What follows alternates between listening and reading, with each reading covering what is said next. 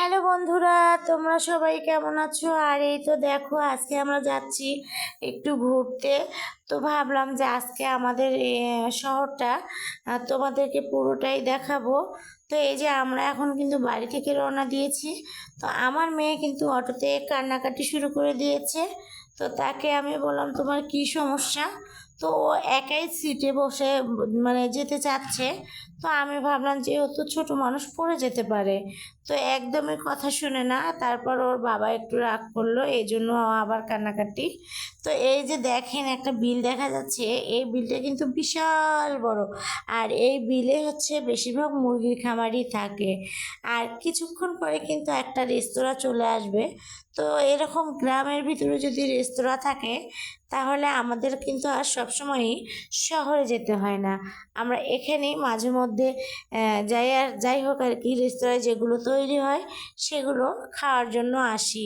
তো এই যে সেই রেস্তোরাঁ, দেখতেই পারতেছেন একদম গ্রামের ভিতরে। তো রোড সাইডে অবশ্য এই তো সেই রেস্তোরাঁটা, ঠিক আছে। তো একদিন আমি যখন আসবো এখানে এসে আপনাদেরকে অবশ্যই দেখাবো। তো এরপরে আমরা আসলে শহরে যেতে যে সময়টুকু লাগে, তো সেই সময়টুকুর মধ্যে দুইটা বাজার পড়ে। তো একটা বাজার কিন্তু অলরেডি আমরা সেরে চলে আসলাম। এখন আরেকটা বাজারের উদ্দেশ্যে যাব।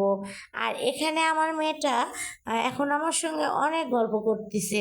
তো আমরা মা মেয়ে মোটামুটিভাবে অনেক গল্প করলাম আর এনজয় করলাম। আর এই তো দেখেন কি সুন্দর ভিউ দুই পাশে। তো এই যে আরেকটা বাজারে চলে আসলাম। ঠিক আছে, আমরা যখন শহরে যাই তখন আমাদেরকে দুইটা বাজার ছেড়ে আসতে হয়। তো এখানে আবার অনেকক্ষণ ধরে অটোওয়ালা ভাইয়ের সঙ্গে আমার হাজবেন্ড গল্প করলো, তার বাসা কোথায়, সে শুধু কি অটো চালায়। তো আসলে ওই ভাইয়ের কথা শুনতে শুনতে কিন্তু আমরা প্রায় শহরের কাছাকাছি চলে আসছি। আর এখানে এই যে কি সুন্দর সুন্দর ভিউ দেখেন। আর এখানে কিন্তু একটা আছে সনের ঘর আর কি, রেস্তোরাঁ, ঠিক আছে, সনের ঘর। এটা আপনারা কি নামে চেনেন আমি জানি না, অনেকেই কাশিও বলে থাকেন। তো সেটাও আছে। এই যে এই ঘরটা অনেক সুন্দর দেখতে। এটাও কিন্তু একটা গ্রামের ভিতরে রেস্তোরাঁ। তো মোটামুটিভাবে কিন্তু এখন শহরে যেগুলো চলে, আস্তে আস্তে কিন্তু সেগুলো গ্রামেও আমাদের চলে আসতেছে। তো আমাদের জন্য অনেক উপকারে আসবে, কারণ আমরা তো আসলে গ্রামের মানুষ, সবসময় শহরে যেতে পারি না। এজন্যই আমাদের গ্রামে আর কি, মানে রাস্তার অপোজিট সাইডে এই ধরনের রেস্তোরাঁগুলো হচ্ছে। তো এখানে আসলে আসলে বাচ্চারাও অনেক বিনোদন পায়। আর এই তো এটা হচ্ছে একটা মন্দির। আর এই মন্দিরটা ছেড়ে আমরা চলে আসলাম আমাদের সেই কাঙ্ক্ষিত শহরে, আর কি আমাদের প্রাণের গাইবান্ধা শহর, ঠিক আছে। আপনাদের না, তবে আমার প্রাণের গাইবান্ধা শহর। এই তো দেখেন, আমরা শহরে ঢুকেছি আর এখন যাচ্ছি। আর দুই পাশে শুধু ফল আর ফল, দেখে একদম চোখ জুড়িয়ে যায়।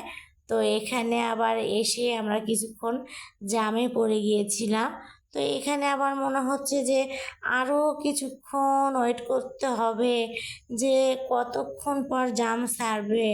তো এরপরে এই যে একটু সন্ধ্যা হয়ে আসতেছে। তো এরপরেও একটু ভিডিও করে নিলাম আপনাদের সঙ্গে শেয়ার করার জন্য। আর এই তো দেখেন কত রকমের ফলের দোকান।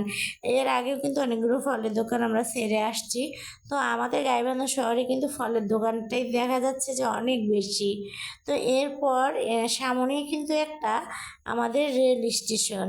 তো এই রেল স্টেশনের প্ল্যাটফর্ম একটু আরও দূরে। তো এই যে আমাদের হচ্ছে, এখন আমরা আসলাম রেল গেটে। আর এই জায়গাটার নামই কিন্তু রেল গেট। আর এখন আমরা রেল গেট অতিক্রম করে যাব সেই আমাদের স্বপ্নের গন্তব্যস্থানে। আর সেটা আপনাদের কাছে সিক্রেট থেকে গেল। তো এরপরে এই যে আমরা এখন রেল স্টেশন পার হয়ে যাচ্ছি গোরস্থান পাড়া। আর কি এটা একটা জায়গার নাম। শহরে জানেনই তো, শহরের পাড়ার মোল্লার না, পাড়ার নামগুলো যেগুলো থাকে এই ধরনেরই। তো এই যে আমরা এখন এই যে কবরস্থান পাড়ায় যাব। তো আমাদের রিক্সা কিন্তু অলরেডি প্রায় কাছাকাছি চলে আসছে। আর এই তো আমাদের গাইবান্ধা পৌরসভার আর কি কবরস্থান। এটা হচ্ছে সরকারি কবরস্থান, বিশাল আকারে। এখানে কত মৌত শুয়ে আছে, না জানি এই দেখেন কত বাদুড়।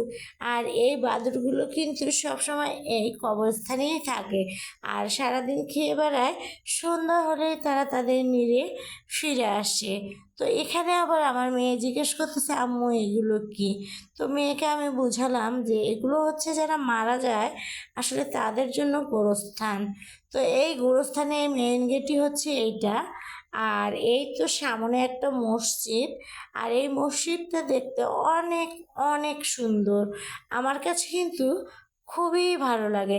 আর এই তো সেই কাঙ্ক্ষিত জায়গায় আমরা চলে আসছি। আর আজকে আমরা কোথায় চলে আসছি জানেন? বোনের বাড়িতে। আর এই তো চলে আসলাম বোনের বাসায়। তো বোন কিন্তু বাসা চেঞ্জ করেছে বেশ কিছুদিন ধরে। তো আমার মেয়ে এসে কিন্তু অলরেডি এখানে শুয়ে পড়ছে। তো এখানে এই যে আমি একটু বোনের জন্য খাবার দাবার নিয়ে আসছি। তো একটু ইলিশ মাছের তরকারি, তার সঙ্গে একটু ছানা, আর হচ্ছে কচুর তরকারি। তো এই তো এখানে আমি এই যে ছোটো বোনের জন্য একটু ছোটো মাছ নিয়ে আসছি। সে আবার আমাকে বলতেছে এতগুলো ছোটো মাছ। তো আমি তাকে বললাম আজকে আসলে অনেকগুলোই মাছ নিয়ে আসা হয়েছে। তো এরপরে আমি একটু রান্নাঘরে গেলাম, যেহেতু বোনের বাসায় আসছি। তো দেখি কি রান্না করেছে। তো এখানে এসে দেখে এই যে টোনা ফিশ, আমি আসলে কখনো খাইনি, সে অনলাইন থেকে অর্ডার দিয়ে নিয়েছে।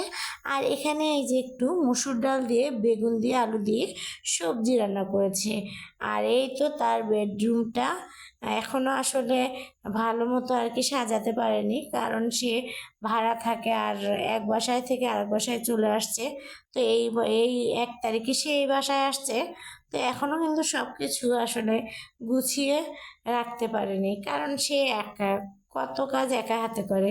এরপরে যে এখানে থেকে আমরা কিন্তু চলে আসলাম, ঠিক আছে, আমি ওখানে খাওয়া দাওয়া করেছি। এরপর আমরা ওখান থেকে চলে আসলাম পার্কে। আর পার্কে এসে আমার মেয়ে বাঘ ভাল্লুক দেখে অনেকটাই খুশি হয়েছে। তো মেয়েকে একটু বাঘের উপর চড়ালাম, তারপরে একটা হচ্ছে জেব্রা ছিল, সেটাতে উঠতে না উঠতে মেয়ে একটু ভয় পাচ্ছিল, কারণ এটা বিশাল আকারের ছিল এবং অনেকটাই উঁচু ছিল। আর এই তো এখানে এসে আবার মেয়ে দোল খাচ্ছে সবার সঙ্গে। আর আমি একটু ভিডিওতে তাকে নিয়ে নিলাম। তো এখানে এই যে মেয়ে মনে সুখে দোল খাচ্ছে। তো আমারও তো খেতে ইচ্ছে করছিল যে আমিও একটু বসে পড়ি। তো না, যেহেতু এখানে 3টা বাবু, তো 3টা বাবুর মাঝখানে তো আর আমি বসতে পারবো না বা আমার সম্ভবও না। এরপর মেয়ে দোল খাচ্ছে, মেয়েকে বললাম মামুনি চলো, সে আর আমাদের দিকে তাকাচ্ছেই না। এরপরে যখন তার বাবা তাকে ডাকলো, তারপর সে বলল ঠিক আছে আমরা এখন চলে যাব। তো সে আবার কিন্তু লাফ দিয়ে নামলো। তারপরে মেয়েকে জিজ্ঞেস করলাম কি খাবার, মেয়ে বলতেছে আম্মু আজকে একটু ফুচকা খাবো। তাই তো এই যে ফুচকার জন্য চলে আসলাম দিল্লি হাউস, মানে ফুচকা হাউসে চলে আসলাম। আর এই ফুচকা মামার ফুচকাগুলো খেতে অনেক মজা, তবে ফুচকাগুলোর থেকে তার ঝাল টকটাই বেশি ভালো লাগে। এজন্যই আমরা যখনই আসি তখনই এখানেই খাই। তো মামাকে বললাম যে মামা একদম স্পেশালভাবে ফুচকা তৈরি করে দেন। এখানে মেয়েকে ঝাল ছাড়াই ফুচকা দিয়েছে আর টক দিয়েছে। মেয়ে তো একদমই থামছে না, একদম মজার সুখে খাচ্ছে। এখানে আবার আমিও খাচ্ছি, আমার সঙ্গে আমার মাও আছে, মাও খাচ্ছে। তো আমার জামাই আবার ফুচকা খেতে একদমই পছন্দ করে না, সে আবার চটপটি নিয়ে নিল। তো আজ এ পর্যন্তই, সবাই ভালো থাকবেন, সুস্থ থাকবেন, আল্লাহ হাফেজ।